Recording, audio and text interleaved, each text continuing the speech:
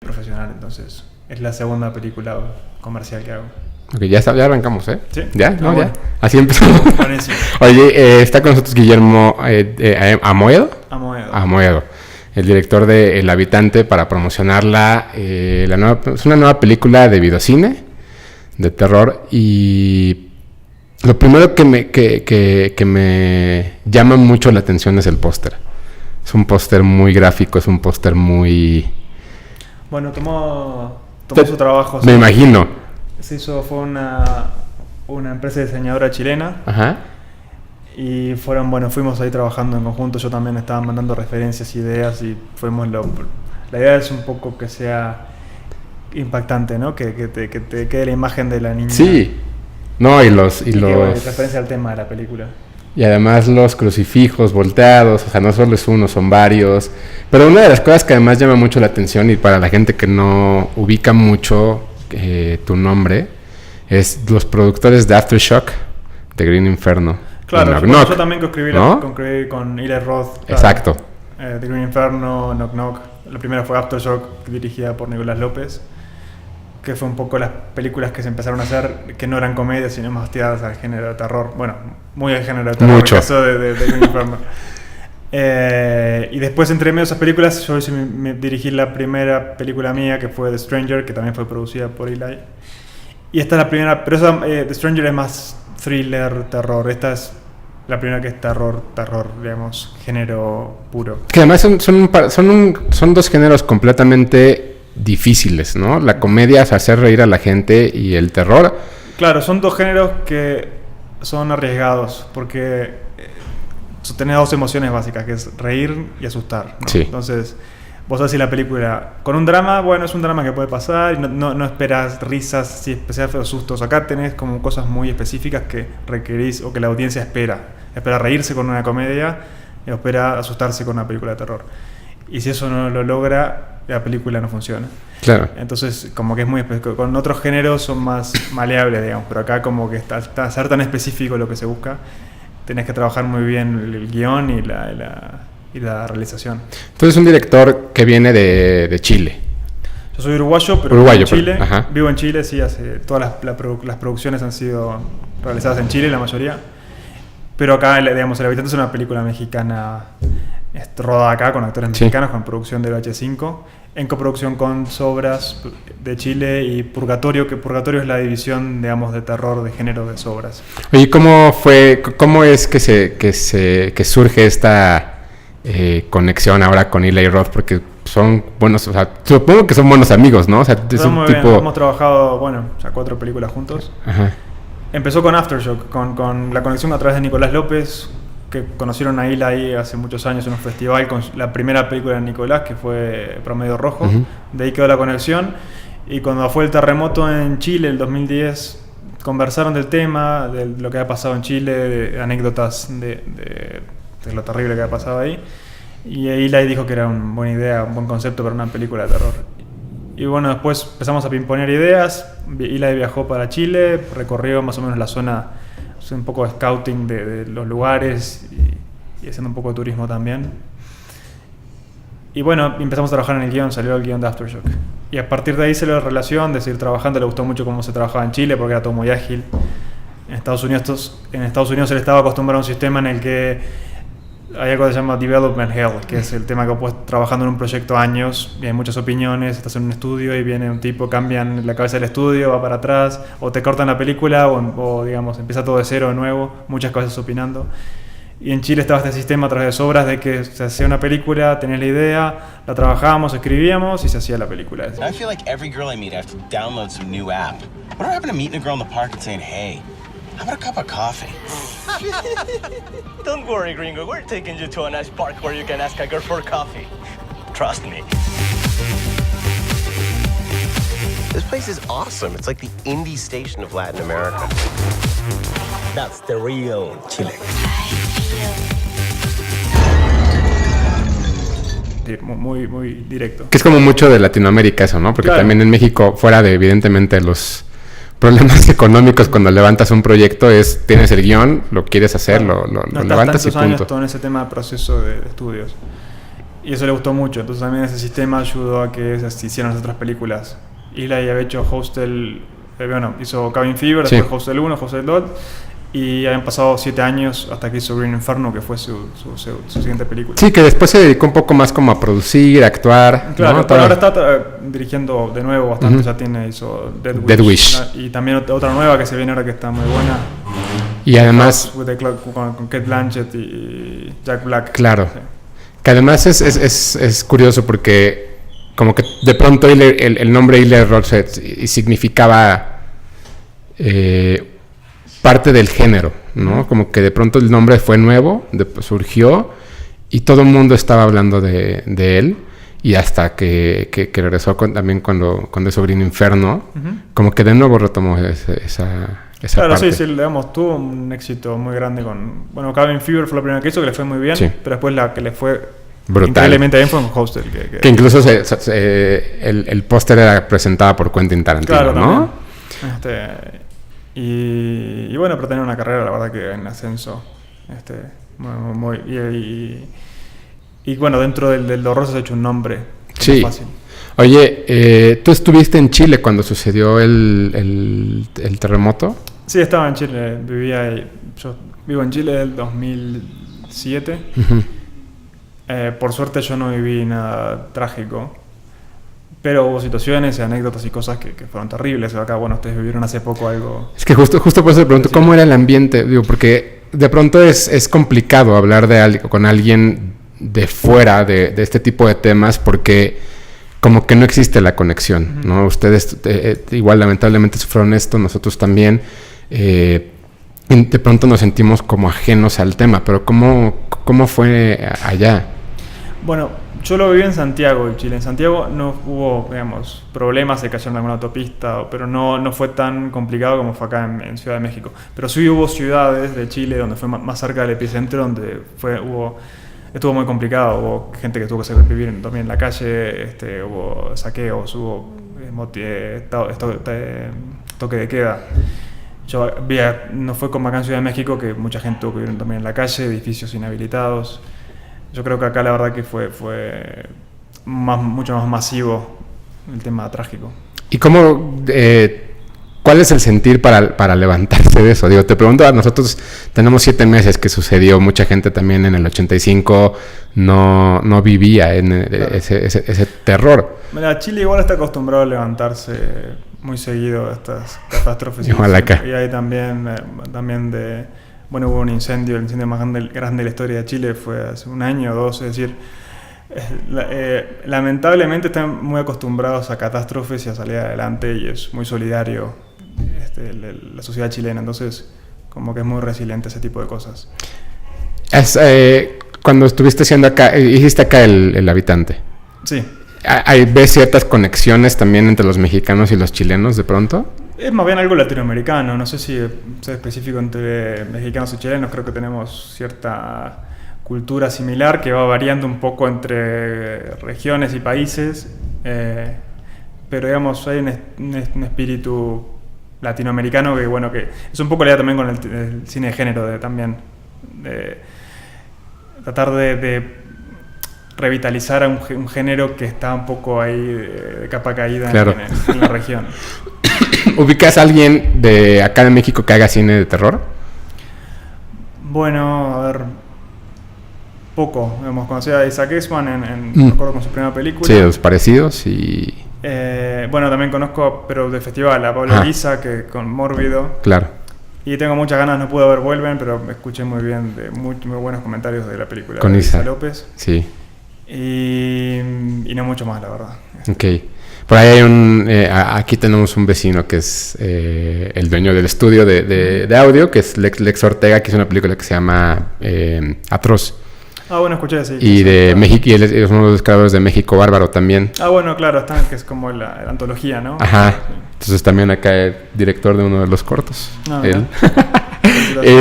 Oye, ¿cómo surge la idea del Habitante?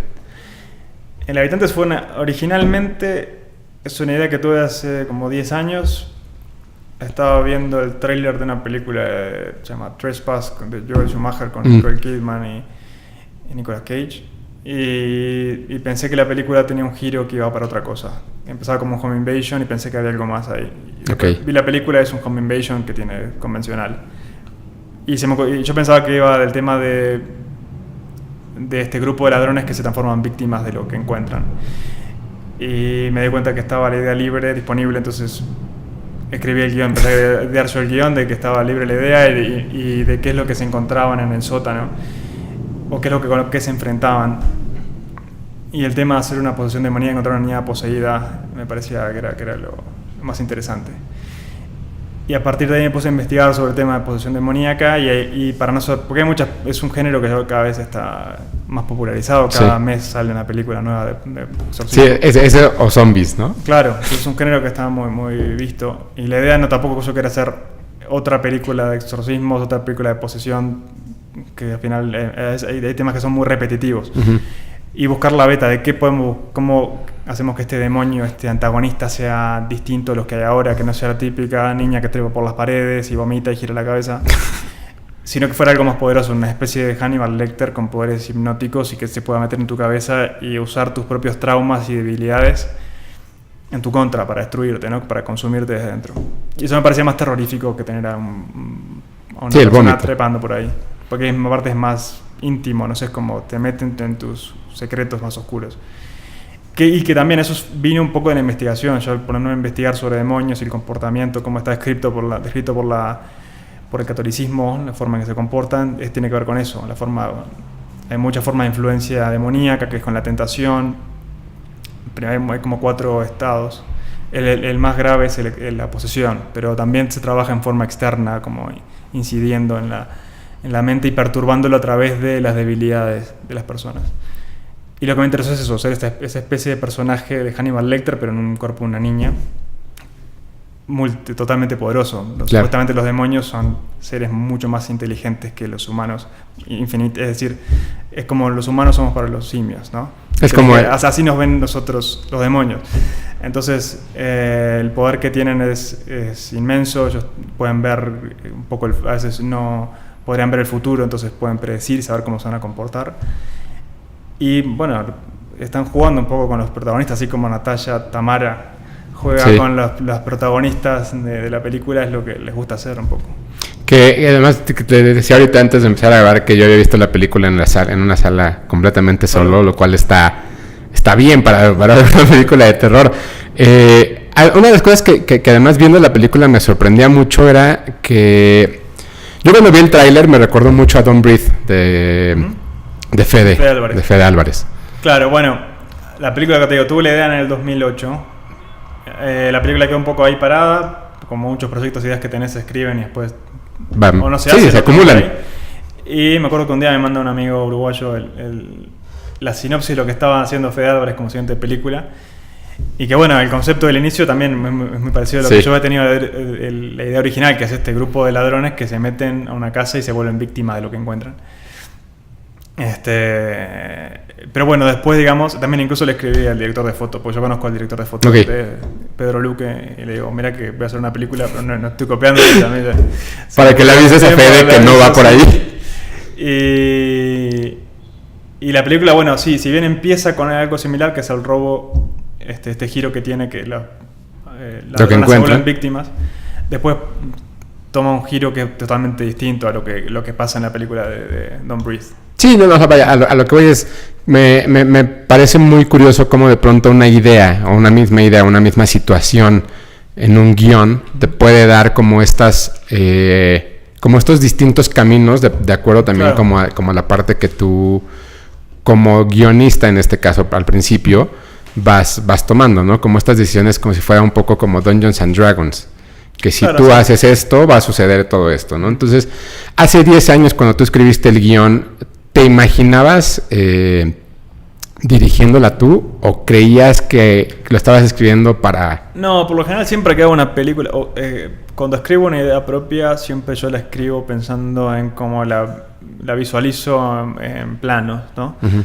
Que es casi como la voy dirigiendo en mi imaginación. Sí, te la vas dibujando. Cuando son películas de ideas ajenas o películas para otros o comedias que quieren hacer o que vienen con ideas que ya concebidas por otros directores, me es más libre, no escribo más sin pensar tanto en eso. Pero con esta yo siempre, digamos, pensé un poco. Originalmente igual, a Eli le conté la idea hace tiempo y le interesó un poco para dirigirla. Después fueron por otros proyectos. Cuando estaba muy en verde de hacer un concepto que el concepto de ladronas o antes eran hombres. Okay. Eran hombres que entraban a robar. Le interesaba y empezamos a trabajarlo, pero después tomamos distintos caminos. Y bueno, yo lo retomé, pero tenía ganas porque me gustaba esta idea. Son como estas ideas que te persiguen un poco. Hay ideas que, así como pasó con The Stranger también, son ideas que tuve hace años, pero que están ahí en la parte de atrás de la cabeza y que tenés que como que... Y que tienen que salir. Que te están pateando para claro, que la saques, ¿no? Claro, entonces al final, bueno, acá están las dos ahí, las dos ideas. No, y me gusta además que esta idea de las 3 hermanas, o sea, me gusta mucho y viendo la película también... me pasó un poco con una película completamente diferente que fue Ocean's 8. Ajá. No la vi toda. No la has visto. Sí. Que es una película que además toda la gente, todo el público asume que, sí, el empoderamiento de la mujer, pero no se ponen a pensar que más bien la idea es que siempre sean chicas y que no tiene que ver nada con el empoderamiento, sino simplemente es una historia que funciona de alguna manera a lo mejor con protagonistas mujeres. Uh-huh. Y en este caso creo que las 3 hermanas... los traumas que tienen son muy naturales de las mujeres, entonces claro, no podrían funcionar de alguna otra manera. No, por eso la historia funciona mucho mejor con estas protagonistas femeninas, las 3, y con toda, bueno, no voy a contar los traumas, pero son cosas, es decir, yo quería jugar un poco con este demonio porque la idea es también construir a los personajes en base a lo que se van a encontrar. Es decir, si vos te encontrás con tengo estos personajes, ¿qué es lo peor que le podría haber pasado a ellos que puede descubrir el demonio, no? Entonces creo que lo más terrible que se me ocurrió a mí es los traumas que han tenido. Son muy fuertes. Que son muy fuertes.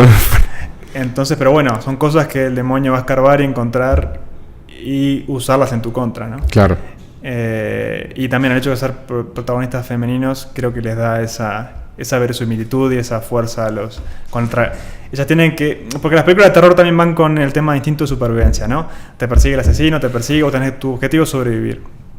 Acá no es solo sobrevivir sobre el tema del demonio, es cómo seguir viviendo después de esto que sufriste. Entonces son las dos cosas, son dos objetivos que tienen que cumplir. El demonio no te va a pegar un balazo, no te va a apuñalar, vos mismo te va a consumir por dentro. Y es eso, es cómo seguir viviendo después de eso. Que hace poco alguien me preguntaba que cuál es la diferencia entre terror y horror. Uh-huh. Que para mí creo que el terror es un poco también la idea de que tú como protagonista de la historia en este caso, no sabes qué es lo que te espera. En el horror al final creo que el público sabe perfectamente qué le espera al protagonista. Puede ser también el tema de lo explícito o menos explícito. Acá también jugamos un poco con la imaginación del espectador. Es decir, y también cómo se empatiza con los personajes. Y también todo el mundo tiene secretos, todo el mundo tiene esas cosas que súper ocultas que capaz que nadie más que ellos saben, pero que... si se enfrentan a un demonio, los va a ver así como Que además, sí, o sea, es diferente enfrentarte a tus demonios, claro, que no son demonios, que enfrentarte a alguien que los conoce, ¿no? Porque además esa persona que conoce esos miedos te puede destruir o te puede ayudar a estar mejor. Claro, bueno, es lo que se enfrentan, es... Lo que te hace es te va a poner enfrente a tus peores pesadillas y cuando te enfrentas o sobrevivís o no, digamos. Claro. O te mejorás o empeorás, pero no hay un camino, no hay un término medio. Hace varios meses 4 sacerdotes intentaron exorcizarla, pero fue inútil. El diablo les ha hecho creer a todos que no existe. Eso no es Tamara. Eso no es mi hija. ¿No creen que está muy raro que estén solos? No tienen seguridad, ¿dónde están todos? Si nos vamos sin el dinero, Camila está muerta. ¿Quién más está en la casa? Por favor, no bajes.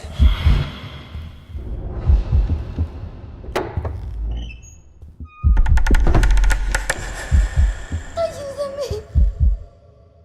¿Qué es esto? ¿Cuáles son tus películas favoritas de terror?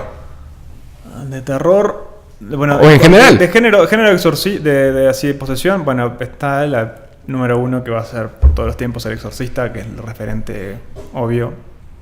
Y la otra que me gusta mucho es El exorcismo de Emily Rose. Así que me son dos, y son dos películas que también que uno las ve, porque también vi muchas películas de exorcismo. Me imagino, sí, claro. Y muchas te das cuenta que son como copia de la copia de la copia, o las referencias son otras películas, de cómo el guionista o director vio otras películas de exorcismo, se piensa que así son, en lugar de ir a la fuente. Entonces, y las películas, estas dos, asustan tanto porque están basadas en casos reales. Bueno, El Exorcista es en parte un caso real, pero está muy bien documentada, y todo lo que pasa está muy bien estudiado. Y la forma en que se comportan los actores también, todo está muy bien investigado, asesorado, y eso le da un realismo que te da mucho más miedo, porque la sentís mucho más cercana a la película. Okay. Entonces con el habitante quise hacer eso también un poco, ir a la fuente, investigar también como hicieron ellos, y ir a los ritos originales, investigar sobre exorcistas reales, entrevistas con ellos. Estuvo asesorado por teólogos, por sacerdotes. Todo lo que pasa también es lo más realista que puede haber en cuanto a lo que tiene que ver con rituales y la cosmovisión católica. También, bueno, las profecías, todo lo que pasa en la película, sin arruinarlos, está profetizado por las escrituras. Que además a mí la verdad es que El Exorcista no me gusta tanto. Creo que cuando la vi estaba en una etapa adolescente donde yo mismo retaba la pantalla y decía, no me vas a asustar, y no me gustó. Pero justo el exorcismo de Emily Rose, a mí lo que me impresionaba era esto, ¿no? Que la historia ya arrancaba cuando ella muere.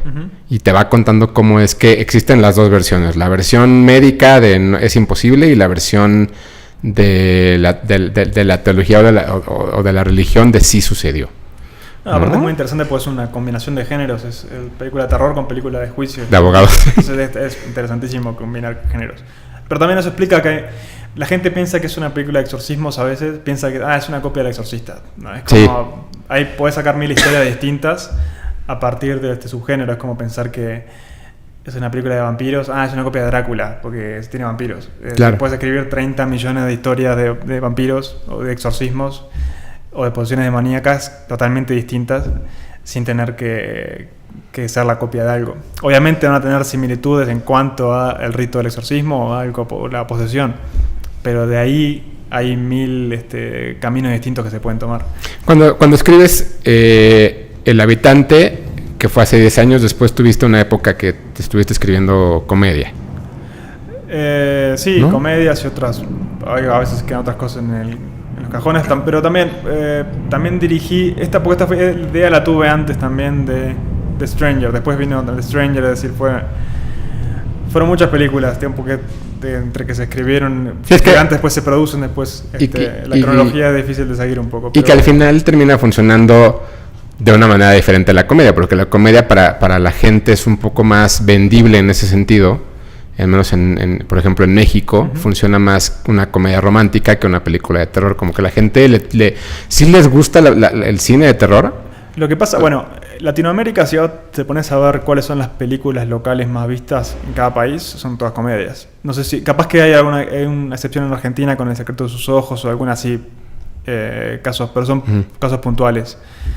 Y las comedias también son más, digamos, no digo decir que son más fáciles de rodar, pero son más fáciles para el público de asimilar. Okay. Cuando haces un terror, estás compitiendo con una calidad de producción de Estados Unidos o de Europa, y la gente como que mira un poco menos. Es como hacer una película de acción. Querés competir con ellos. Es decir, como la comedia te la aceptan porque no esperan ese nivel de producción de Estados Unidos o toleran otras cosas, mientras que se ríen y lo pasen bien. Pero con el terror o con otros géneros que necesitan más nivel de producción, la gente suele tener más prejuicios. Pero los fans del terror también les gusta ver mucho cine de otros lados. Y de ahí, o sea, y creo que en general los fanáticos no les importa tampoco el nivel de producción, sino que les importa el guión muchas veces. También, ¿no? Pero estás hablando, pero digamos, es un caso muy... Claro, es un grupo, un sector minoritario, porque si vos querés hacer una industria también que sustente también, que hagan tantos comedias como terror y haya géneros, tenés que también no solo traer a los fans del terror, sino a la gente que va a ver El Conjuro y va a ver todas las películas, va a ver It, gente que no es tan fan así del terror, pero le gusta el terror y va a pagar la entrada, que son muchos millones. Es decir, creo que es un 15% de los fans. El resto del público masivo, que es el otro 85. Que al final ahí lo que sucede también es, vienen las dos vertientes. Los fanáticos que les gustan las películas, bueno, yo le digo, la película de sustos, ¿no? Que te espanten, y las construcciones más grandes, por ejemplo, como The Witch, como ahora Hereditary, que son películas que también al espectador le demandan un poco, y creo que... Claro, a veces se ven decepcionados porque esperaban que fuera el susto. Exacto. Otro tipo de terror, digamos. Que a mí me sucede un poco con esta. Creo que se toma su tiempo en construirte el mundo que están viviendo. Vaya, si la situación en general es muy, muy clara, el susto, digamos, que viene por ahí es, pues sí, se van a meter en mi casa. Pero lo que te va construyendo, la idea me parece es crear eso. esta atmósfera y la idea de tensión continua, que sí tiene algunos sustos puntuales, pero la idea es como crear este miedo, esta sensación de incomodidad, de tensión, que un poco también te acompaña una vez que te vas del cine, ¿no? El slow burner, ¿no? Que le dicen. Y entonces, ¿cómo llegaste acá a México a hacerla? O sea, si no supongo que no la escribiste pensando la va a producir en México, ¿no? No, también estaba la posibilidad de hacerla en Estados Unidos. Surgió por la conexión de las productoras chilena, Sobras y VH5. Empezaron haciendo un remake de Qué pena tu vida acá, que es una película chilena, y después hizo Hazlo como hombre, que yo también escribí. Y VH5 estaban, los productores estaban, Rodrigo Trujillo, Rodrigo Bello, estaban con ganas de hacer películas de terror también. Y les mandamos el guión que yo tenía ahí guardado hace un tiempo. Y les gustó mucho. Ganó Eficine de producción. Y bueno, me vine para acá a hacer la película. Que más, digo, en México nos pasa mucho, no sé si en Chile también, esta parte de decir, es película mexicana. Una película mexicana de terror. Pues no es una película mexicana realmente. Bueno, es una producción mexicana, digamos. Pero es una película, punto. Claro, por eso, pero también el tema de... por eso el tema de los prejuicios a veces, es una película de terror mexicana. Exacto. Es como... no va a lograr, nunca va a ser como las películas de Estados Unidos. Yo creo que el nivel de producción está a la altura de competir está con muy películas grandes. Y por eso tenemos que luchar un poco con ese prejuicio, ¿no? Del espectador que va sin el cartel de El Conjuro, sin el cartel de It. Pero yo creo que en cuanto a producción es muy similar. Y también pasa mucho en Latinoamérica eso, de gente que piensa que porque el género es local la película, tiene ese prejuicio, ¿no? Pero yo creo que yo creo que El Habitante va a ayudar un poco a romper eso y ayudar a que vengan más películas, que el público empiece a confiar en el producto local de género más allá de la comedia. La comedia sí funciona muy bien, hay muchos exitosos, pero falta empezar a ver otro tipo de géneros también locales. Fíjate que eso que mencionas de ayudar, Vuelven de Isa ayudó mucho el año pasado. Como que al final a mucha gente le sorprendió ver una película bien hecha, claro, de terror. Porque creo que estábamos acostumbrados también a ver películas de bajo presupuesto, porque pues al final mucha gente que son inversionistas o productores no confiaban en el género, ¿no? Cuando, al menos en México, es uno de los géneros más vistos. Claro, porque entonces, es un riesgo, digamos. Igual tenés It, que es una de las películas más vistas acá en la historia de México, sí. Hizo 10 millones de espectadores, creo. Pero claro, es It de Estados Unidos. No tenés así, creo que Kilómetro 31 es la película más vista mexicana de terror. Pero bueno, fue hace 15 años, ¿no? Fue 2003, creo, sí. 15 años. Y es una excepción en la lista de películas que son la mayoría comedias. Entonces estaría bueno empezar a meter otros géneros en ese ranking de películas más vistas también. Ojalá los productores porque el público después exige, hacen puras comedias y no sé qué, ¿por qué no hacen otro género? Porque vos tenés que acompañar, ir a pagar la entrada y ver ese otro género, porque si no se van a hacer. Entonces la idea, es... Yo creo que El Habitante es una película mexicana, pero es una buena película de terror. Entonces, vayan a ver, si quieren ver más género de terror, bueno y más cercano, hay que apoyarla e ir este fin de semana. Creo que no por beneficencia, sino porque es una buena película de terror. Guillermo, pues muchísimas gracias por darte la vuelta por acá. Muchas gracias por invitarme. Un gusto platicar contigo. Y los invito, a todos los oyentes a ver El Habitante este 15 de junio, no se la pierdan en salas. Es una muy buena película de terror, es mexicana, pero no vayan porque es mexicana, sino porque es muy buena película de terror. Y necesitamos el apoyo este fin de semana. Buenísimo, y pues ahí suerte con el siguiente proyecto. Muchas gracias. ¿Aquí o allá? No se sabe, pero okay. Puede ser acá también y Invíteme de nuevo con la próxima. No, nosotros encantados para platicar de otras cosas también. Bueno, La más rápido, ¿eres fanático del fútbol? Sí. ¿Quién gana el mundial? Y yo espero que Uruguay, pero va a estar peleado. Pero, tú esperas, pero ¿quién crees? Si tuviera que ponerle plata. Sí, exacto. Está entre Alemania y Brasil, creo. Ok, Argentina no. No veo Argentina. Buenísimo. Pues muchas gracias por estar por acá. A vos. Bye. Hasta luego.